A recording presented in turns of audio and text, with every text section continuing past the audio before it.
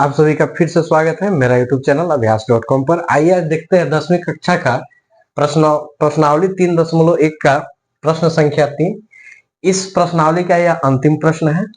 प्रश्न संख्या 3 है कि 2 केजी सेव और 1 केजी अंगूर का मूल्य किसी दिन 160 रुपया था।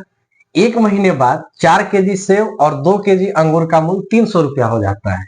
इस स्थिति को हमको क्या करना है? बीजगणितीय रूप में व्यक्त करना है और उसी का फिर हमको ज्यामितीय रूप में भी दिखाना है। तो आइए इसको हम हल करते हैं। कैसे इसको हल किया जाएगा? तो मान लेते हैं, माना कि 1 केजी अंगूर का मूल्य, 1 केजी अंगूर का मूल्य x रुपया है।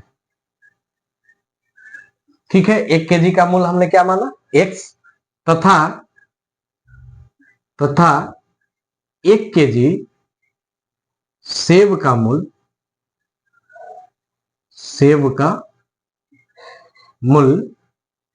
y रुपया है। हमने मान लिया कि 1 केजी जो अंगूर है उसका कीमत x रुपया है और 1 केजी जो सेब है उसका कीमत y रुपया है। तो प्रश्नानुसार या पहली शर्त से, पहला कंडीशन में क्या है?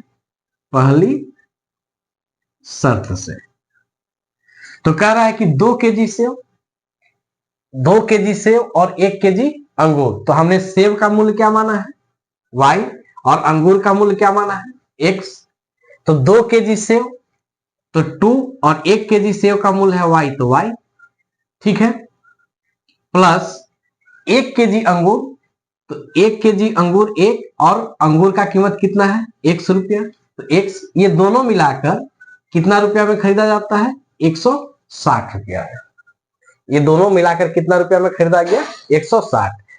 कि हमने माना था कि 1 केजी जो अंगूर है उसका कीमत है x रुपया और 1 केजी जो सेब है उसका कीमत है y रुपया। प्रश्न कह रहा है कि 2 केजी सेब और 1 केजी अंगूर खरीदने में 160 रुपया लग गया।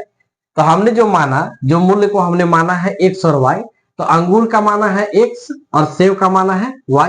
तो 2 केजी आपका सेब है तो 1 केजी का दाम है y रुपया, तो 2y हो गया, प्लस 1 केजी आपका था अंगूर और अंगूर का कीमत है x रुपया। तो ये दोनों खरीदने में 160 रुपया लग गए।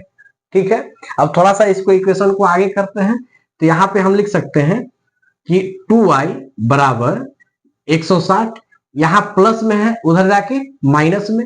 आप एक जो देख रहे हैं गुना में है तो एक आप लिख भी सकते हैं या नहीं भी लिख सकते हैं, इससे कोई दिक्कत नहीं होगा। तो यहाँ ये प्लस में है, इधर आकर माइनस में। यहाँ ये नहीं अकबकाना है कि यहाँ एक लिख रहे हैं और यहाँ नहीं लिख रहे हैं, क्योंकि एक से x में गुना करेंगे तो x ही आएगा।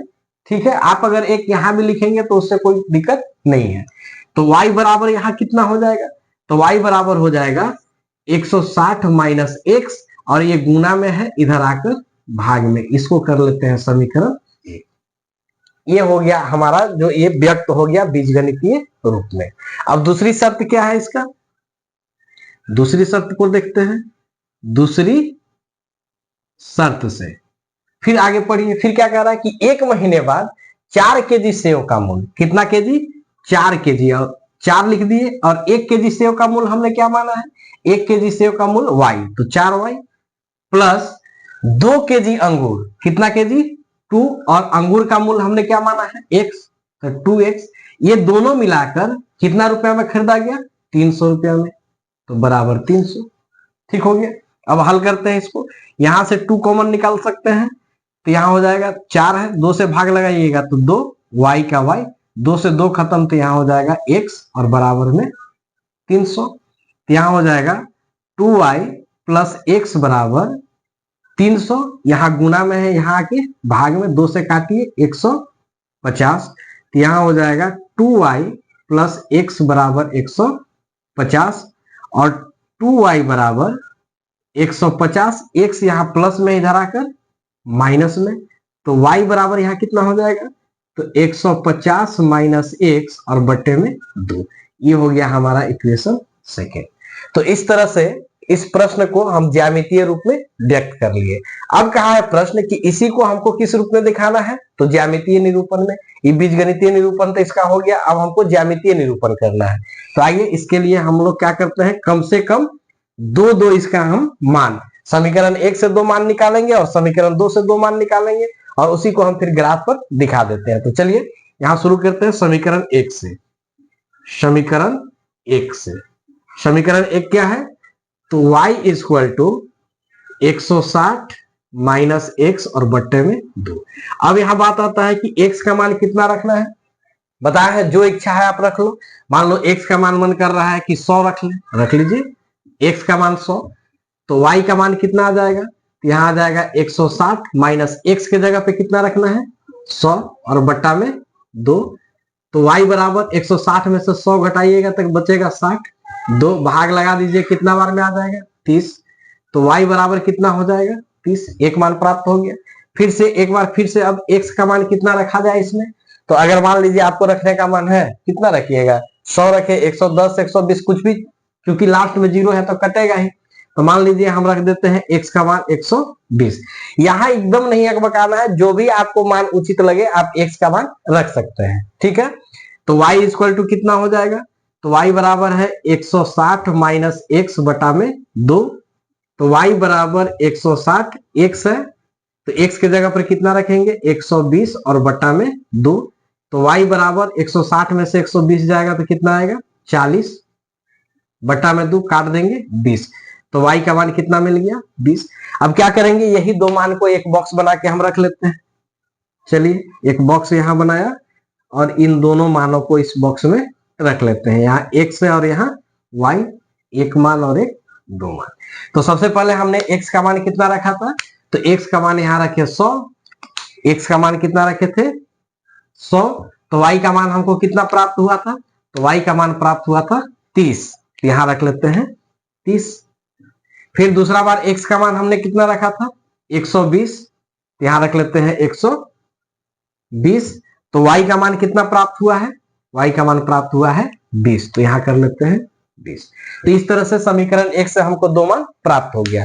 अब फिर क्या करना है, फिर अब समीकरण 2 से भी 2 मान हमको प्राप्त कर लेता है। तो लिखते हैं समीकरण 2 से। तो समीकरण 2 है क्या, समीकरण 2 है y बराबर 150, y बराबर 150 माइनस एक्स और बट्टा में 2, यही है। अब यहां भी x का मान रखना है, कितना रखने का मन है, जो मन रखना है रख सकते हैं। मान लीजिए कि x का मान हम रख लेते हैं, यहां भी मान लीजिए कि 100 120 रखे 110 रखिए। तो y बराबर कितना हो जाएगा, यहां हो जाएगा 150 माइनस एक्स के जगह पर 110 और बट्टा में 2। तो y बराबर 150 में से 110 जाएगा तो 40, बट्टा में 2 काट दीजिए 20। y बराबर कितना प्राप्त हो गया 20, एक मान मिल गया। फिर x का मान और कितना रखना है, तो x का मान रख लीजिए आप 130 रख लीजिए 130। तो y बराबर क्या था आपका 150 माइनस एक्स बटा में 2। तो y बराबर यहां हो जाएगा 150 माइनस एक्स के जगह पे कितना रखना है 130 और बट्टे में 2। तो y बराबर हो जाएगा 150 में से 130 चला जाएगा तो कितना बचेगा 20, बट्टा में 2 काट लीजिए 10। y का मान कितना प्राप्त हो गया 10। अब क्या करेंगे, इसको भी एक बॉक्स बनाकर इस मान को रख देते हैं। तो एक बॉक्स बना लिए x और y, और इन मानों को इन बॉक्स में हमको रख देना है। तो सबसे पहले x का मान कितना लिए थे 110, तो y का मान कितना प्राप्त हुआ था 20।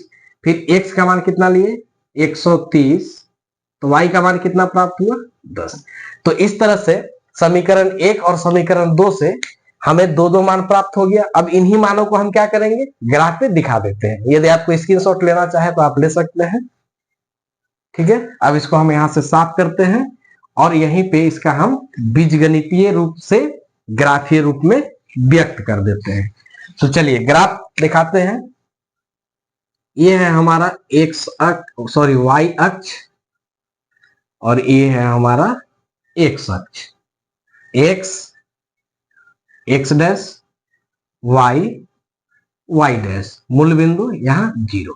अब देख लेना है कि x का मान हमने क्या क्या लिया 100 120 ऐसे, तो 100 का अंतराल ले लेते हैं, यहाँ ले लेते हैं 100 110 120, 130, इधर भी -100, -110, -120। अब y को देख लेते हैं क्या है, 10, 20, 30, तो 10 का अंतराल ले लीजिए, यहां रख लेते हैं 10, 20, 30, 40, नीचे आएंगे तो -10, -20, -30।